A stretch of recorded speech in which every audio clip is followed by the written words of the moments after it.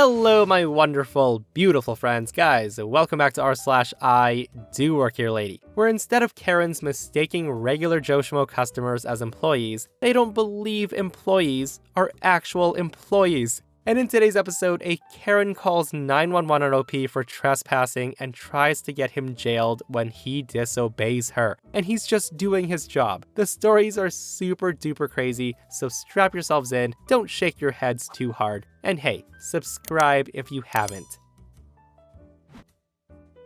Okay, so I work for a company that sells insurances for appliances. However, I'm just in a call center in South America, Colombia, and I do the billing from there. So on this day, I get a beep and I pick up saying, "Thank you so much for calling the name of the company. May I have your phone number, please?" Out of nowhere, the lady says, "No, who are you? Why are you answering my call?" To which I say, "Well, I do work here in the billing department, so I'm here to assist you." Now, the lady can tell that I do have an accent and she says, "Where are you from?" I say to her, "I'm from South America, Colombia." She then says, "So you're Mexican.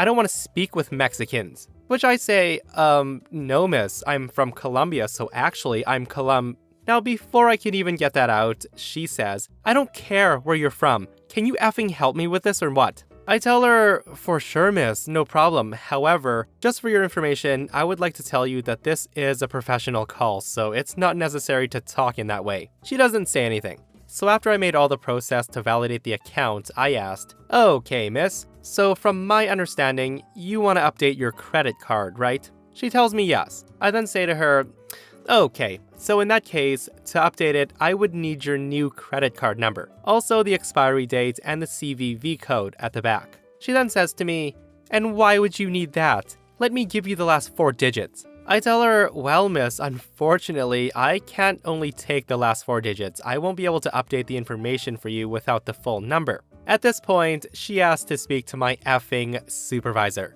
So I tell her, "Miss, this is the first warning. If you keep using this language, I will have to disconnect this call." She then says to me, "You're trying to scam my information. You want to steal it. I don't trust you at all because Mexicans..." Now at this point, I'm losing my patience, and I say, "Miss, this is the second warning." And she says, "Let me finish talking." Now I'm trying to say that Mexico is full of nothing but monkeys and immigrants. I tell her, "Miss, you are being racist." Hearing that, Karen explodes and she says, "If you don't let me speak to your supervisor right now, I'm gonna call the police, my lawyer, and the social media is gonna know about this, you mother effing monkey." So at that point I say, "Thank you so much for calling and have a great day." I then hang up the call. To this day, I wonder if she still thinks I was a scammer after she called me for help. Fun fact, it was also the first call of the day. Oh, silly, silly Karen. On top of being racist, she's dumber than a frickin' brick. Like, she calls in, wants to update her credit card details, gets asked for said details, and immediately assumes it's a scam because OP has an accent. And on top of that, she only wanted to give out the last 4 digits of the card. Like, oh my word, my sympathies. So I work at the infamous Bullseye Mart. I'm sure you guys are familiar with the uniform there. It's khaki pants, a red shirt of some kind, a name tag, and closed-toe shoes. You get the idea. So I'm lucky that the Mart I work at is pretty chill on uniform. As long as the outer layer is 90% of some shade of red and the pants aren't ripped to high heaven and everything is work appropriate, we can wear whatever we want, including jeans. So here's the incident. It's a warm summer day at work and I'm wearing my coolest work-appropriate attire. The lightest pair of jeans I have, sneakers, and a red and white striped t-shirt, and also my name tag displaying my name and the store's logo on it. Since I'm working self-checkout that day, I'm also outfitted with the right equipment, namely a walkie-talkie, a portable scanner, and keys that jingle with every step I take. Now I do want to note that the keys are the only thing slightly hard to spot just by looking at me. The walkie-talkie and the scanner are pretty bulky. So for the last 5 minutes, I've been running every which way helping the small crowd that descended upon the self-scan lanes. So it might appear to the unobservant that I'm some clueless customer trying to find a certain candy bar on my lane or something. Finally, the line calms down enough and no one needs my immediate attention. So I walk over and stand next to the woman waiting in line for the self-scan. I exhale and enjoy my brief moment of peace when the woman, the Karen of the story, gives me a surprised, "Wow." Now me, thinking she was talking about the long line we just had, say, I know, right? Nice summer days, bring in a big crowd, huh? Karen then says, I can't believe you just cut in front of me. Now hearing that, I'm a bit confused and I say, I didn't cut in front of you. Karen says, yes you did. I watched you walk over, grab a candy bar, and then stand in front of me. You cut me in line. Hearing her say that, I just stand there confused. I had no candy bar in hand. And then it clicked. She thinks I'm a customer. So I say, oh, ma'am, I work here.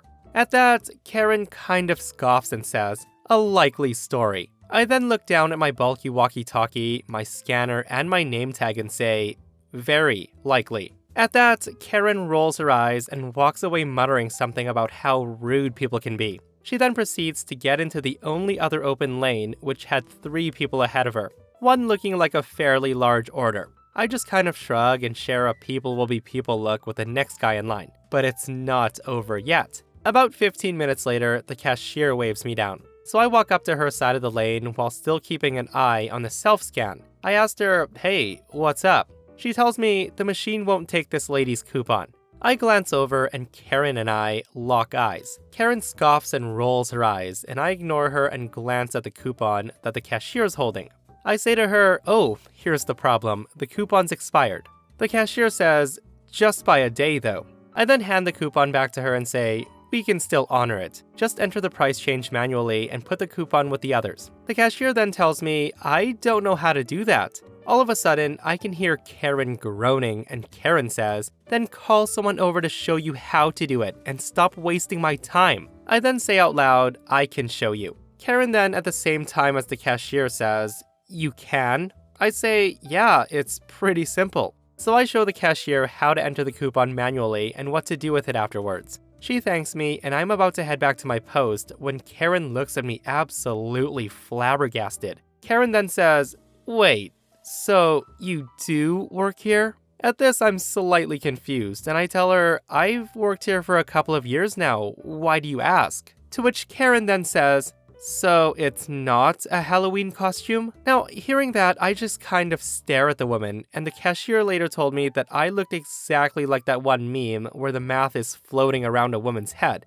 I then told the Karen, why would I lie? And why would I be wearing a Halloween costume in the middle of July? I don't know what's worse, the I don't work here lady stories where Karens seem to think that everyone is an employee, or the I do work here stories where Karens are convinced that nobody is an employee. I mean, what kind of mental juggling was that Karen doing in her mind to convince herself that OP was wearing a frickin' Halloween costume? Like, are you kidding me, Karen? Yes, people love to dress up as Target employees during Halloween. Okay, so earlier today, I had one of my biggest jobs yet, rekeying 19 locks all to be alike. Normally for the bigger jobs, my boss would help, but he isn't exactly the most organized, and he keeps losing his bidding tweezers, so I was on my own. They were all to some side rooms holding only some thick piping. The sign above them said something along the lines of fire room or something, but that wasn't my problem. Somewhere around lock 14, I heard the signature Karen ahem. Me, having made a parking mistake pointed out by a kind lady earlier and expecting something similar, turn around and say, is everything alright? Now I should have known where this was going. Karen says, hey, what are you doing here? To which I say, I'm rekeying these locks. And Karen says, you aren't allowed to do that. That's illegal. I say to the woman, ma'am, this is my job. The owner of the complex ordered me to do this. Please leave me alone. Karen then says, no. I live here and you aren't allowed to do this. Don't make me call the police. Do you even have a license to do this? Now, spoiler alert, there is no license needed per se, but there is some sort of certificate for identification, so I can't just copy the key and come back or something. I tell the woman, I do have a license, now please let me do my job. You're a tenant of this place, not the owner. I know this because I was ordered to do this by the owner himself. Besides, these are side rooms to some sort of fire control area. You don't even have access here, and yet I do. Is that not proof enough? Karen then says, show me your license or I'm calling the police. I say to her, then call them. I have no obligation to show you verification numbers. You aren't my client. The Karen then screams that she's calling police, and they'll make sure I never do this again. I was absolutely pissed at this point, so I say, lady, I'm doing my job, so leave me alone.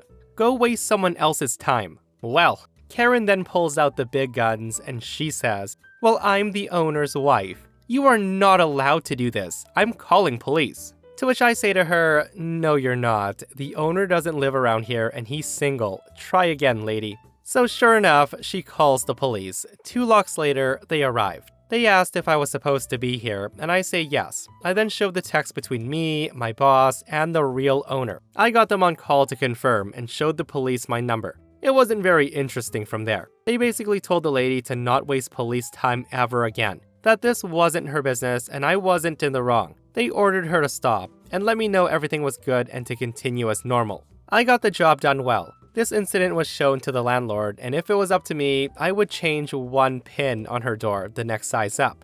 Now that wouldn't make her key not work, it would just make it harder to turn. Sadly, the landlord just laughed and said I couldn't do that. Now I just want to add a side note. You people who need to deal with Karens regularly have a newfound respect from me. Guys, I love how when she didn't get her way, she just pretended to be the owner's wife. Like, that's a Karen's ultimate special move right there, right? Like, I would be so annoyed if I were OP and had the police called on me for doing my job. And speaking of that, the psycho Karen in the next story tries to get OP jailed.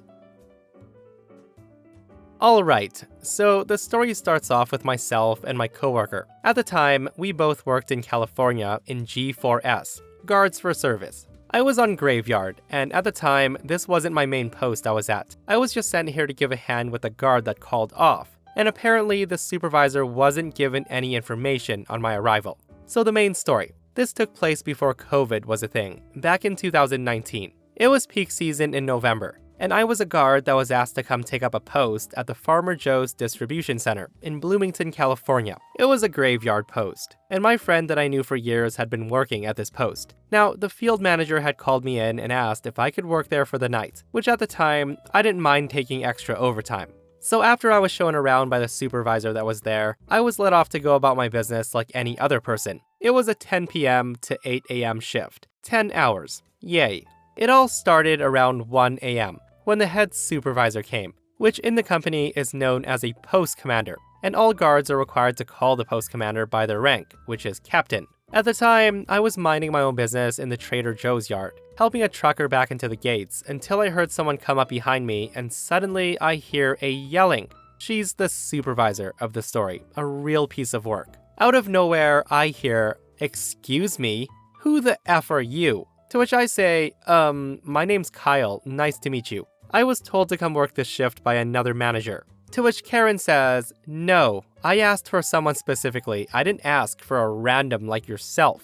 Now at this moment, I was getting very pissed off because of her rudeness. I say to her, well, they sent me, and I'm sorry you didn't get who you wanted, but I'm only here to do a job that the field manager sent me to do. Karen then says to me, well, you can kindly escort yourself off the property for trespassing, as I didn't request you to come to my site. Otherwise, you'll leave me no choice but to call the police. Again, I say to her, I'm sorry, but as required by the field manager, I'm to stay at this post until the end of my shift. I was asked to do a job, and I will be doing this job regardless. You can call police if you want. I'll call the field manager. So of course, she calls police, and roughly 30 minutes later, police officer number 1 shows up with his partner, and he says, what's the commotion about? I begin to explain saying, sir, if I may, when Karen interrupts me, shouting to the cops saying, officers, you need to arrest this man immediately. He threatened me with a knife, and he's trespassing on this property. Hearing that, I give a massive sigh as both the officers were confused, because I'm clearly wearing a G4S standard issued uniform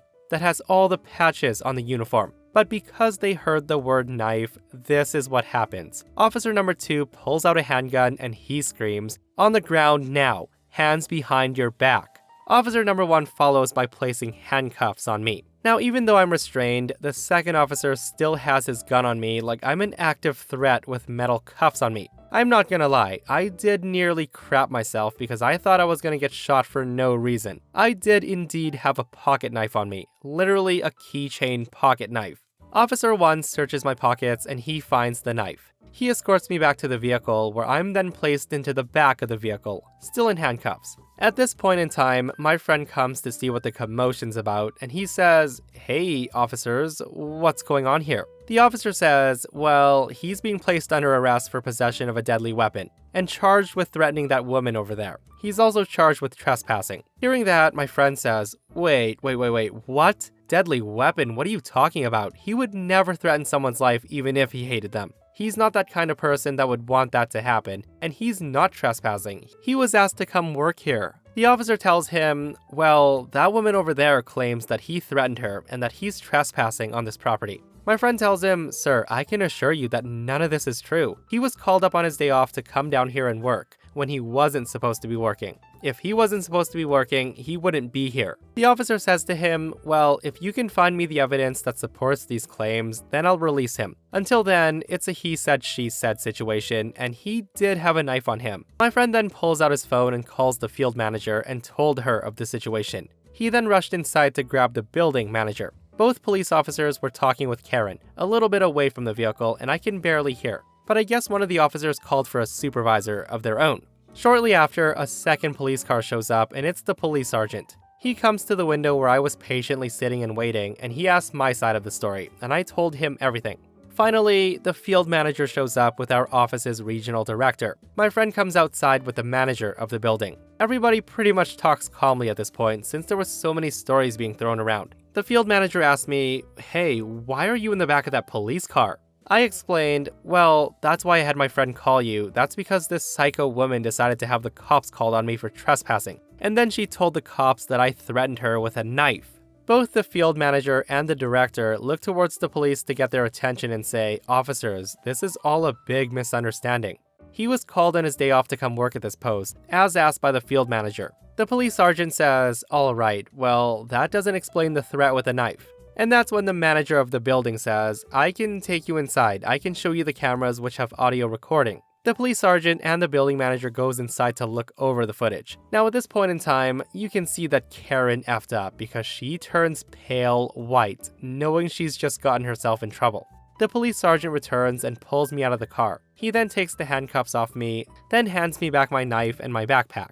He then says, all right, I've reviewed the footage and there's no hostile threats from you. All charges will be dropped and you're free to go. I tell him, thank you, officer. I appreciate your assistance with this matter. He then walks over to Karen and places handcuffs on her. He then says, miss, you are under arrest for lying to law enforcement, filing a false police report, and calling for false emergency. After the whole situation went down, the stupid dumb Karen went to jail that night. I didn't ever see her again. I went to a meeting with my manager, the field manager, and the director, and they told me the situation had been handled, and they offered me the post commander position there. I asked what happened to Karen, even though I didn't really care. They told me she was released the next day and completely fired and banned from ever applying with G4S. 2 weeks later, I left to get a better paying position with Allied Universal, and the drive was 3 times closer than my last post. A lesson to be learned here: never take it over the edge until you've gotten the information and facts first. Guys, another lesson is never ever ever lie to police, especially when you're in a public area where there may be cameras. Seriously though, that Karen was freaking loony. I don't like that the person I requested for didn't come, so I'm just gonna lie to have you arrested since you won't leave. So guys, the last story in this episode is a wholesome story that I hope you'll enjoy. So on this day, I was outside a restaurant washing the windows with a squeegee and a bucket of water. There was a break in the weather, and the snow had melted. I picked up the garbage that had been frozen under the snow. As I did, I noticed the car was circling the parking lot, leaving and returning. A server came to me with a cup of hot chocolate, and I thanked her. I then drank it and put it into the garbage bag. I then took the bag to the dumpster. I then saw that the car that had been circling around the parking lot had parked. A little old lady exited, and she headed straight towards me. Now, she reminded me of the old lady in the Courage and Cowardly Dog cartoon saying, "Oh honey, stop, stop, stop." I looked around and she was heading my way. She then says to me, "Oh dear, if you're hungry, let me buy you something to eat. My son is a cook here, and he can make a nice hot meal for you." Now at this point, it dawned on me, she must have thought I was going through the dumpster for food. She literally thought I was a homeless person. Now, honestly, I can see how she made this assumption. I was wearing my favorite hoodie, and it was a bit tattered, but it was a comfortable hoodie. We all have that one article of clothing or blanket or pillow that we refuse to throw away, right? And I hadn't shaved because I had taken several weeks off due to doctor's orders. The past 2 years have been hell on me and my mental health, trying to keep the restaurant afloat. But on with the story. The old lady takes me by the wrist and she leads me into my restaurant. Every time I tried to tell her that I'm the owner, she would just interrupt me saying, no, I don't want to hear it. We are getting you a good hot meal to get you warmed up. I won't take no for an answer. The whole way, I kept trying to say, but ma'am, and she would just keep saying, nope, don't want to hear it. I said we're getting you a nice hot meal. There's no shame in getting help from others. Please, make this old lady happy. Keep me company while we eat. Again, I tried to say to her, but ma'am, you don't understand, I'm actually... And she says, hush. She then brings me to a nice booth by the window and she tells me to sit right down while sitting across from me. She then says, hun, I know you're hungry, but you shouldn't stare in the window watching others eat. At this point, I give up trying to explain. My server Marissa comes to our table and said, oh, hi Mr. Rodney, how are you today? I tell her, I'm fine, thank you. Can you do me a favor? Get the manager. Marissa then went to the back of the house and she came back with the manager, and the manager says, oh, hey dad, what's up? I then say to my son, could you please tell this sweet old lady who I am? My son looks puzzled and says, yeah, this is my dad. He owns the restaurant. Hearing that, the sweet lady got that, oh my, look on her face. I then tell my son, hey, can you tell Mike that his mother's here? He says, sure can. He then heads back to the kitchen. Mike comes out and says, hi, mama, what are you doing here? The sweet old lady couldn't say much, so I said, I finally get to meet your mom, instead of seeing her from a distance. Hey, go to the kitchen, make our favorite dinner, and show off your skills for your mama. As we waited, we talked about our families, and I showed her some of the pictures of my family I have hanging on the wall. I say to her, these are my 2 brothers and my 3 sisters here at the reopening of the restaurant. And this goofy looking guy right here is me. This is my wife, this is my daughter, and my grandkids. We then sit down and Mike's mother showed me a picture of her kids, her brothers, and her sisters, and she says, honey, I am so sorry for thinking that you were homeless. To which I say, ma'am, there is no need to be sorry. Now I know where Mike gets his kindness and his big heart. He works very hard and he's very respectful to me. You should be very proud of him, and he should be proud to be so lucky as to have a sweet mother. We sat, talked, ate our meals, and had a couple of coffees. Mike came out of the kitchen and said, okay, mama, I'm done for the day. I then smiled and said we would see each other later, and she's always welcome. I then whispered to Mike, hey, your mama is sweet, she has such a big heart, and she's pretty stubborn, but sweet. To which Mike laughs and says he knew, and boy did he know. What a freaking wholesome story, right? Guys, we need more people in the world like Mike's mom. Stories like this, where people watch over one another, truly makes me smile. Big hugs to Mike's mom for being such a wonderful woman. And that, my friends, brings us to an end of r/IDOWorkHereLady. Guys, I hope you enjoyed the stories today. I hope you didn't shake your heads too hard, and I hope you enjoyed that wholesome story. If you missed the last episode on the channel, it's an r/malicious compliance, where OP gets such a juicy malicious compliance on his horrible teacher. If you guys missed it, go check it out, and myself and Stevie Boy will see you guys in the next one. We love you.